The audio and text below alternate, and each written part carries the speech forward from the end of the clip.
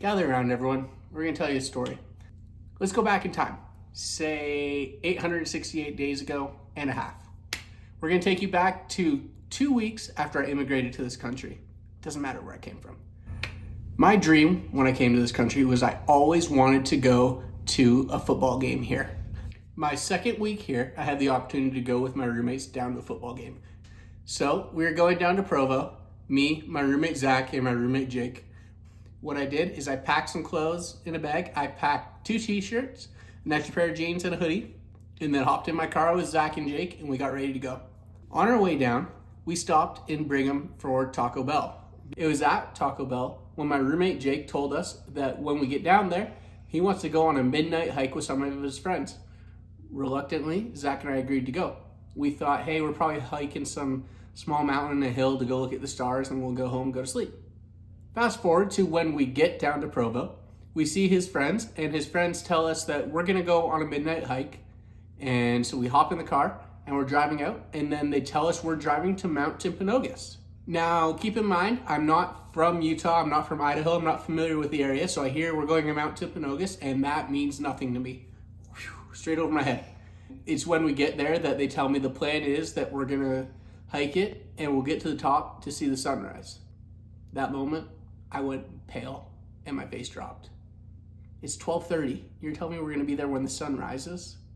45 minutes in, trial number 1 kicks up. You remember how I said I had Taco Bell for dinner? I had 2 tacos. Let's just say trial number 1 was number 2. Thankfully, one of the other hikers came prepared, and trial number 1 was solved kind of easily. Fast forward to about an hour and a half later, and trial number 2 comes, because it was at that point when I got really cold. In that moment, I really wish I was dressed like this. In my mind, I felt like I was dressed like this. Fully in reality, I was dressed like this. I was wearing the jeans I had on when I left the house.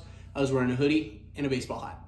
As it kind of tends to happen when you're on a mountain, the higher you get up, the colder it goes. Trial number 2 was never really solved, but I learned how to bear it. Trial number 3, and that was that I got really tired. We were about an hour left in the hike, and somehow it was only at this point when I started getting tired, but I felt it like a truck hitting me. Naturally, as I kept going along, and eventually we reached the top.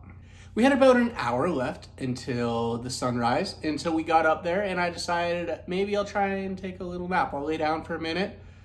Drip, drip, drip. I wake up and I'm soaking wet.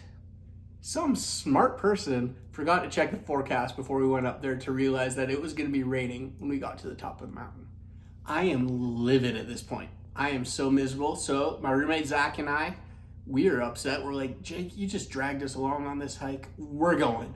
Remember that rain I was talking about earlier? Miraculously, it stopped.